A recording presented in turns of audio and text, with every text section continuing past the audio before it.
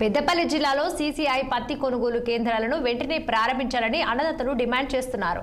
జిల్లా కేంద్రంలోని వ్యవసాయ మార్కెట్ యార్డులో మధ్య దళారులే పత్తి కొనుగోలు చేస్తున్నారని ఆరోపించారు.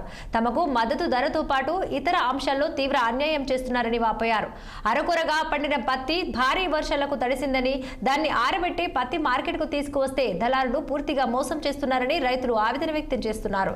ఇక ఇష్టానుసారంగా ధరలు నిర్ణయిస్తూ తేమ రంగు పేరిట కోతలు విధిస్తున్నారని మండిపడ్డారు. రాష్ట్ర ప్రభుత్వం చొరవ తీసుకుని సీసీఐ కేంద్రాల ద్వారా కొనుగోలు చేసినట్లయితే తమకు ఇక కొంతమేర ఫలితం దక్కుతుందని అన్నదాతలు అంటున్నారు. జిల్లా సీకరాయి గ్రామం మేకల సమ్మయ్య. సీసీఐ కేంద్రం ఎంతో తొందరగా ఉంటే అంత బాగుంటుంది, మాకు లాభసాటులు జరుగుతుంది.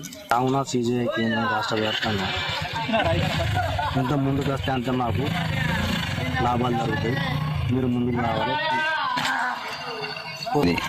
అయ్యా లాస్ట్ మధ్యవర్తులు ఇవ్వడం వల్ల మాకు కొంచెం ఇబ్బంది అంటే ఉంటుంది.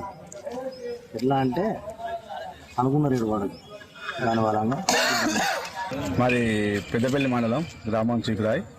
మేము పెద్దపల్లి మార్కెట్కు పత్తి తీసుకొచ్చినాం. మాకు సీసీఐ కావాలని మేము కోరుతున్నాం. ఇప్పుడు మధ్యవర్తులే కొనుగోలు చేస్తారు. తక్కువ రేటు ధరలు పెరగడానికి సీసీఐగా ఉంటే మాకు లాభశాతం జరుగుతుంది అని మేము కోరుతాం. మాది పెద్దపల్లి జిల్లా సీకరాయి గ్రామం మేకల సమ్మయ్య. సీసీఐ కేంద్రం ఎంతో తొందరగా ఉంటే అంత బాగుంటుంది, మాకు లాభసాటులు జరుగుతుంది. కావున సీసీఐ కేంద్రం రాష్ట్ర వ్యాప్తంగా ఎంత ముందుకు వస్తే అంత మాకు లాభం.